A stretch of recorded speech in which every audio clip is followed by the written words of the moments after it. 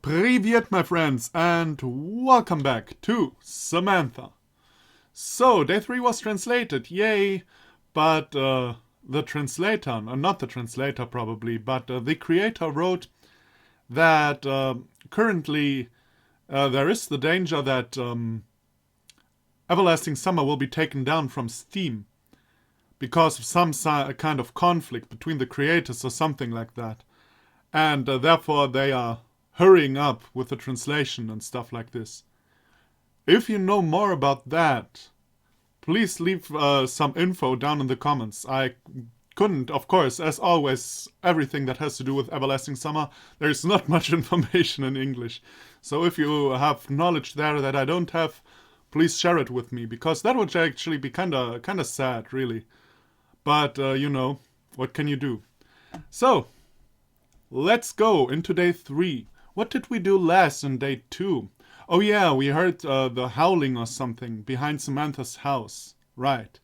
And in my version, the way I played the game, Slavia was Romeo, right. Wait, but then I think I need to load a save file. Otherwise, how is the game supposed to know what kind of way I played, you know? So...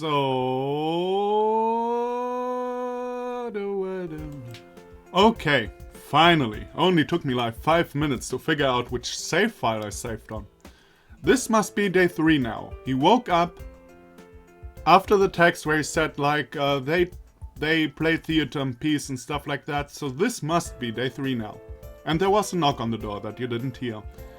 A knock at the door. Oh well, the text says it that well. Why does this happen every time I try to take a nap for an hour? I barely opened my eyes. It turns out that it was already daylight. Good. Olga's awake. She can handle it. I wrap myself in the blanket. Fire, war, flood. I hope the blanket will protect me. And I won't move.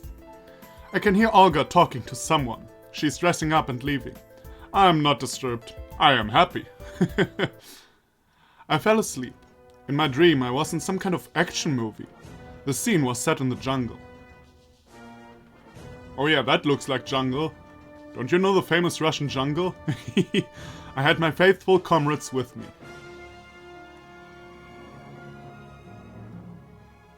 Oh well, it's a dream, I guess. Our mission is the camp of villains. They are against our pioneer values. We must defeat them, or die. We rushed in and began beating them. They started to scream something in bad Russian with awful accents. The victory was ours. Am I just reliving like a Soviet movie from like during World War II or something? I kind of feel, oh, El Comandante. I'm kind of feeling like in danger right now, you know, like the evil camp guys with the bad accents in Russian that might be, you know, just hiding somewhere right now. We even captured someone. Oh. Okay, then I have a question. If she's not on your side, why is she in red and why does she have Che Guevara on her shirt? But then something went wrong. Oh, the evil Shurik guy. Oh, so the dream, if I did not get that Shurik is really suspicious, the dream is telling me now, huh? Something started to kill us one by one, as though the forest itself had come alive and was trying to stop us. But if it bleeds, we can kill it. We endured as hard as we could, but in vain. There were only 3 of us in the end. What? Even? Lena went into melee, while Samantha and I kept running. Precipice ahead, and here I am, falling down into the water. It became very wet. Why is it so wet? Did I wet my pants while dreaming? Or did I just dream that I wet my pants? But what really happens in such cases? When I opened my eyes, there was a fox in my room, and it splashed water on me. But how? Foxes don't have hands. I grabbed my pillow and threw it at the cursed fox tower. Damn, it held a whole bucket of water. A bucket is stronger than a blanket. I finally woke up. Get up, freak! This is Shurik's voice. It is definitely Shurik wearing a fox mask. and apparently he doesn't want to live anymore. I am gonna help him out with that, and then I will return to bed. I jumped on my enemy, but Shurik was ready for this and immediately ran away. I ran after him. What is up with that? Oh, we'll see. I never ran so fast. Hate gave me power. Disturbed me in my sleep with water. Pure evil. Well, I guess I'd be pissed too. Shurik was wonderfully fast. However, and I couldn't catch him. He ran into the woods. Grass stuck into my bare feet, but adrenaline made me forget about that. We passed the first trees. I was one jump away from him. Suddenly the forest flew past me with frightening speed. And then abruptly stopped and overturned. That's not fair. Shurik turned around and came up to me, slightly dancing. I tried to analyze the situation, despite the surrealism of it. Here's the deal. I am hanging upside down with my legs tied. I had fallen into that mad Shurik's trap. Oh, it's a trap. I thought you just tripped or something. Got you, public enemy. Just a moment. If it is a dream, should I pinch myself with every muscle below? Or above? My neck already hurts so badly. Shurik started to rummage near some snack until he drew out 2 items. The first item was heavy. It looked like battery. He also retrieved a belt with tools. Some of them looked very dangerous. The second item was a box with wires. It was clearly lighter. When Shurik finished setting up, he came closer to me. I tried to punch him, but I missed. Come on, behave yourself. Then maybe I will let you go. I guess I should play along, or else it could end badly. It seems he's gone crazy. Okay, I don't know what game we've playing, but you've won. Get me down, and we'll talk. We are talking. But first I will tie your hands so I can connect the polygraph. Stay calm. First of all, I am making a save. And to be honest, in this position, like, even the master of Sambo, Krav Maga and Judo and all the fighting techniques probably can't do anything against an opponent with a weapon when he's upside down hung by his feet. Maybe he can, but I don't think Semyon can, so we better submit, I suppose. This is very strange though. Is Shurik like imagining that he's some kind of KGB agent or something like that? Or is he really? But why the hell is he wearing the mask? Is he just really crazy? We'll see. Oh, we'll submit for now. After he tied up my hands, he attached a couple of wires to my chest with patches. When all the preparations were done, he finally started the interrogation. Do you spy for the Americans? Answer yes or no. I translate for one of them. Is it yes or no? You know what I mean. Answer. Come on. Yes. What do you mean by yes? And what do you mean by come on? Shurik was getting angrier. Have you betrayed our Soviet motherland? Answer. Why is he wearing this mask? That is the thing I don't understand. No! Shurik checked the panel on the side of the box. It seemed that it didn't satisfy him. You know what? You are not a spy. No, you are worse. A carefree fool. Still a traitor. People like you in pursuit of coke and jeans will destroy this country. Shurik's white voice faltered. He sat down on the grass, but then he stood up resolutely. We started to cave in after her first arrival. We kneeled after a mere 2 years. Because of such. Shurik got distracted for a moment, but then he remembered my presence. Is he fucking sleeping? This can't be real. This is so strange. Oh, we'll see. So, is the girl more important than the motherland? Why do you think so? Motherland or Samantha? Answer. What a stupid question. Stupid? Well, we'll see. Are you ready to bring her here? Of course I am. You could just ask. Get me down, I'll bring her in the blink of an eye. You're lying. Holy cow! Your thing is working. What a clown. Either you are tied or not. Shurik pulled out a bag from the snack. I don't know what that means. And began to gently pull all of his boxes and tools into it. This will come in handy. I'll arrange an interrogation for your dear Samantha, and you'll learn a lot new things. Until then, you may hang here and think. He slung the bag over his shoulder and moved towards the forest, away from the camp. I wonder if this would have happened if I watched behind Samantha's house. Maybe then I could have stopped Shurik or something. But I don't know. I really didn't want to do this because with other different decisions I did, I spoiled myself, more or less. I would be really shocked right now if I didn't know that Shurik already... I didn't even get that the first time he acts suspicious, but the second time it really struck me like he's really thinking that. And of course now I'm not shocked, but I would have been very shocked actually. Well, not very, but at least somewhat. If I didn't know that, and if I if I didn't do the other decisions, that is. We actually didn't run too far. If I call for help, someone may hear it. But who? What if Samantha were to come and see me like this? No thanks. I tried to get free again.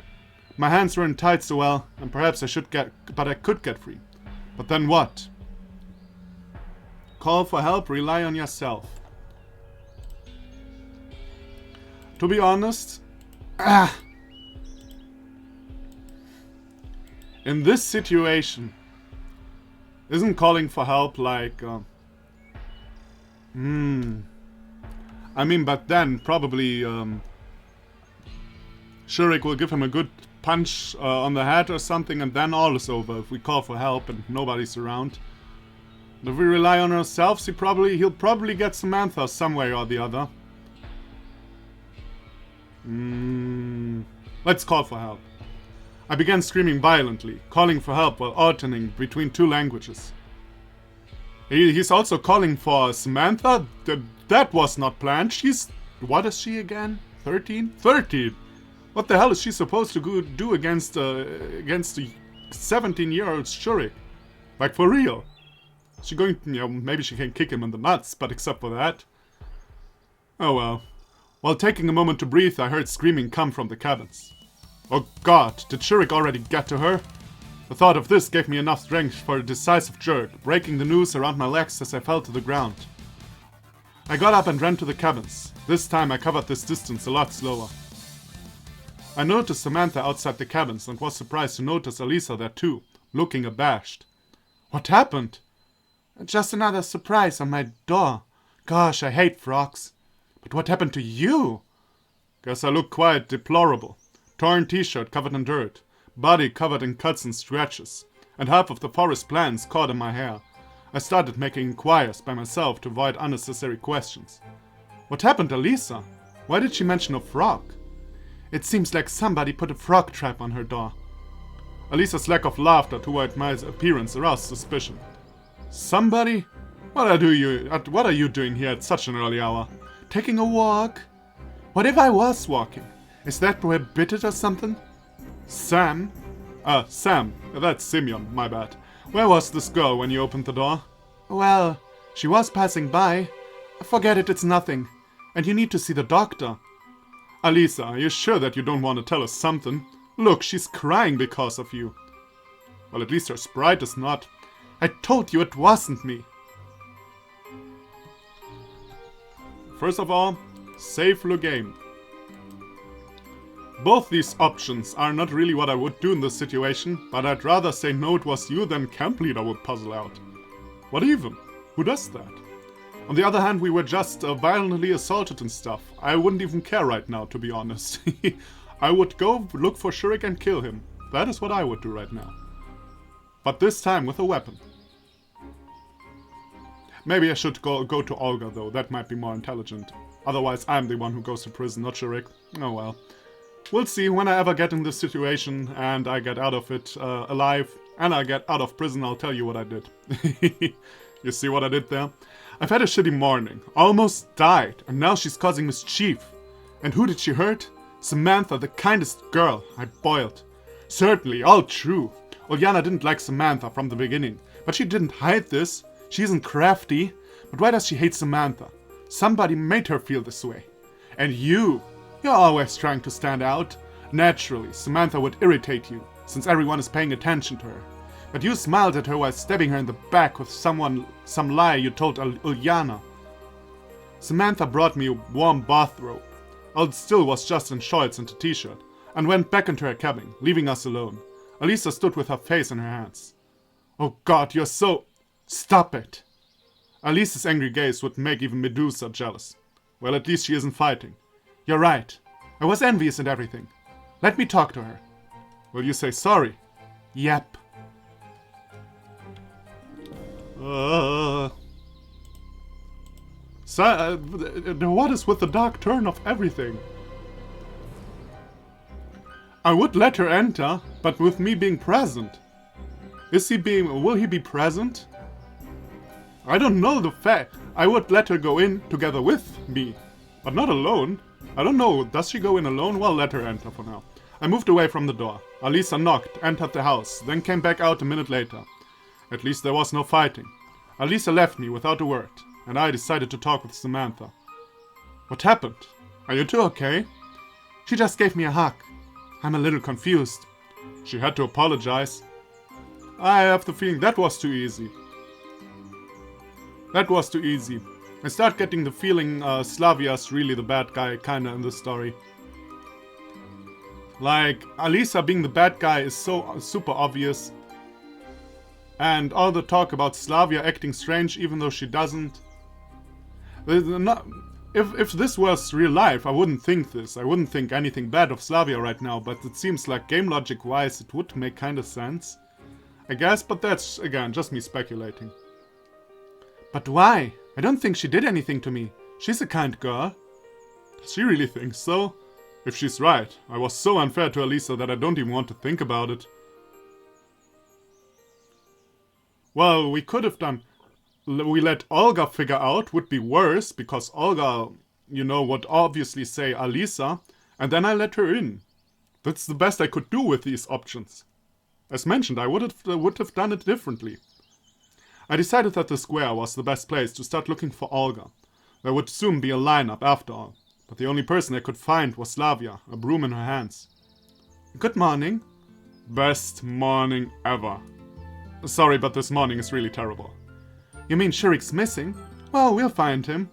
Missing? Yeah. And I almost ended up missing with him. So you've seen him, haven't you? Where? In the forest. He's gone completely insane. What happened? He's treating everyone like they're traitors and spies. He even attacked me. That guy's dangerous. You should tell Olga. She went to the infirmary. Why? Do you have an armory there? I think Shurik got sick. Fine. Beware of Shurik. If you see him, strike him first with that broom of yours. I finally found Olga near the infirmary. Unfortunately, she was with Genia. She was not a person I would like to tell about my morning adventure, but it could not be helped. I was already thinking, if you don't tell her now because Genia is with her, you're fucking stupid. Judging by the camp leader's face while listening to the story, she was ready to send me to the nurse too. That's just ridiculous. What's the enmity between you and Shurik? Tell me. Enmity?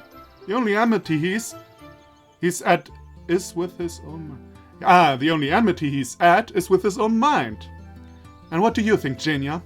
Well, as far as I know those two, Semyon may look like an idiot and talk like an idiot, but don't let it deceive you. He really is an idiot. Genia left with a triumph on her face. You don't want to believe me? Fine. You will believe when you find him dancing naked around Genda with someone's scalps in his hand. Anyway, what did you find out?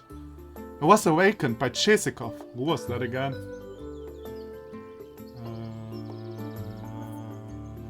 Who the hell is that? Oh yeah, isn't that the person that I last time didn't know who that was? Oh well, he told me that Shurik is missing. Or is that electronic?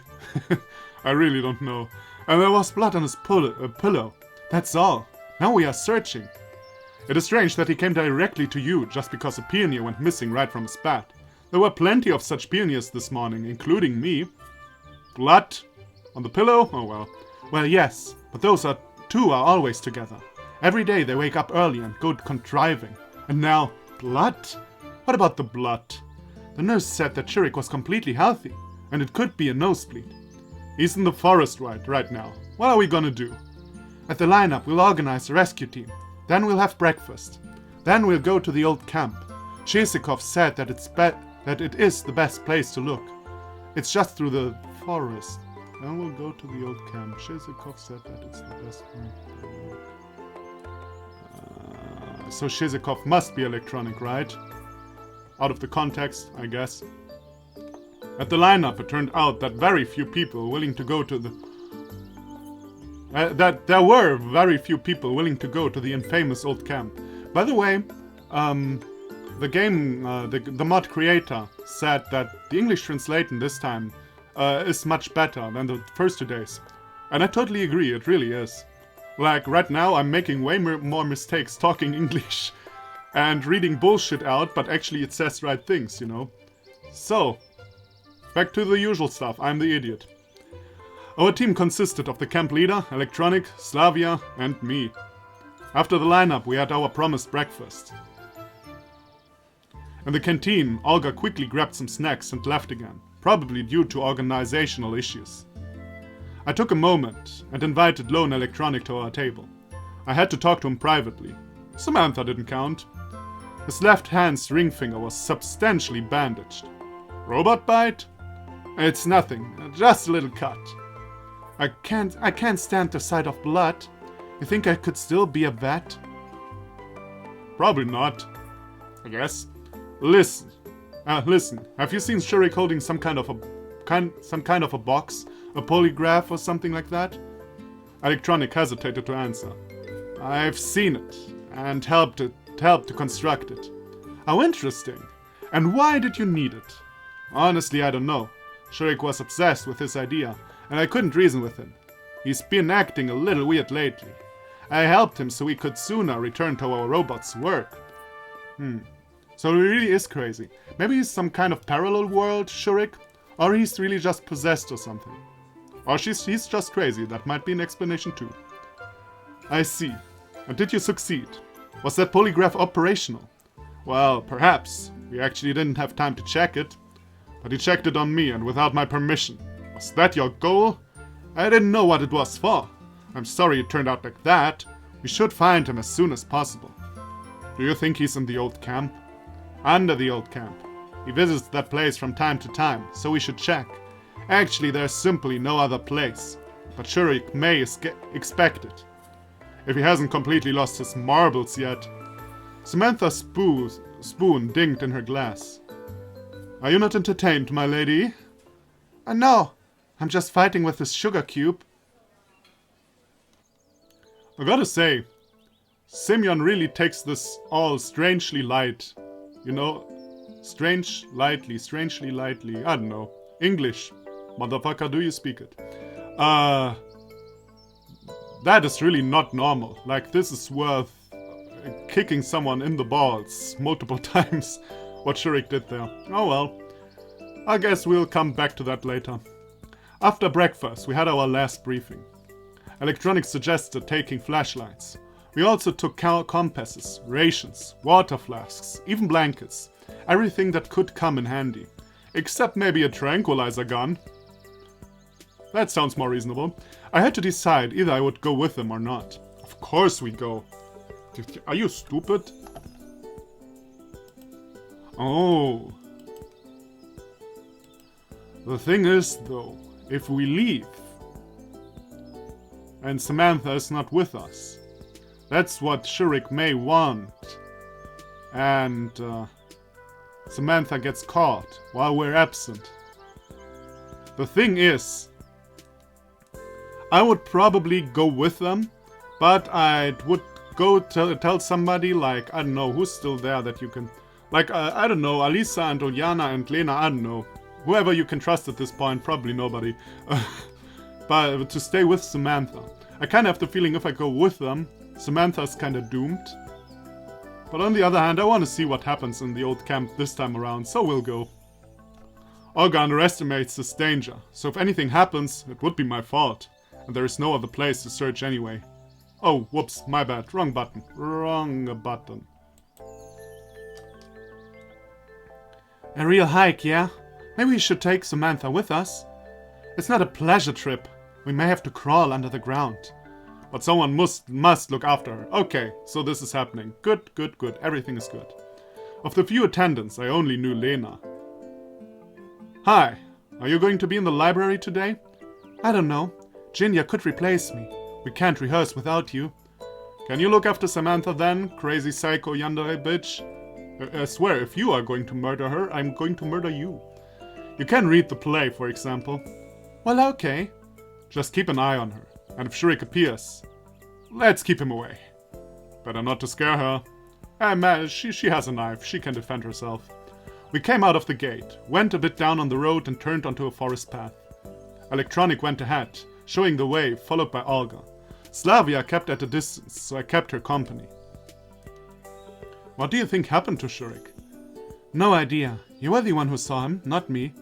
By the way, are you sure it was him? What do you mean? You think something has put on Shurik as a dress? I mean, he was wearing a mask.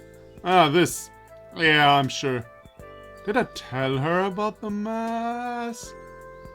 I said, game logic-wise, Slavia's kinda suspicious, you know? Why Slavia? Why Slavia? Why does every time I play Everlasting Summer something fucked up happens with Slavia or something I do not enjoy? Why? What have I done to deserve that? Oh well. Unmask her. Wait.